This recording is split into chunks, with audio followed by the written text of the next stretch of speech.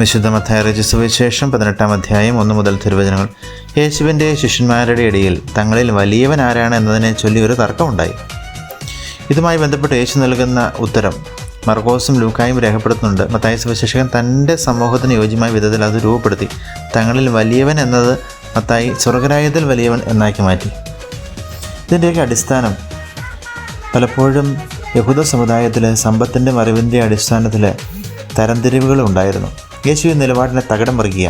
സ്വർഗരാജ്യത്തിൽ വലിയവൻ ആരെന്ന ശിഷ്യരുടെ ചോദ്യത്തിന് യേശു നൽകുന്ന മറുപടി ഒരു ശിശുവിനെ തന്നോട് ചേർന്ന് നിർത്തി അവിടുന്ന് പ്രവാചക ശബ്ദത്തിൽ പറയുക, നിങ്ങൾ മാനസാന്തരപ്പെട്ട ശിശുക്കളെപ്പോലെ ആകുന്നില്ലെങ്കിൽ സ്വർഗരാജ്യത്തിൽ പ്രവേശിക്കുകയില്ല. തൻ്റെ ശിഷ്യന്മാർ എളിമയുള്ളവരും നിസ്സാരരുമായി തങ്ങളെ തന്നെ താഴ്ത്തണമെന്ന് യേശു പറയുകയാണ്. ശിശുക്കൾ അന്നത്തെ സമൂഹത്തിൽ അവകാശമില്ലാത്തവരും നിസ്സാരരുമായിരുന്നു.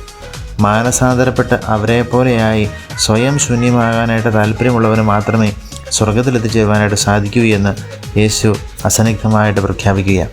നമ്മെ ജീവിയുടെ അർത്ഥാവായുസും ശ്രീകൃപയും പിതാവായ ദൈവത്തിൻ്റെ സ്നേഹവും പരിശുദ്ധാത്മാവിൻ്റെ സഹവാസവും നിങ്ങളെല്ലാവരോടും കൂടി ഉണ്ടായിരിക്കട്ടെ, ഇപ്പോഴും നീക്കും.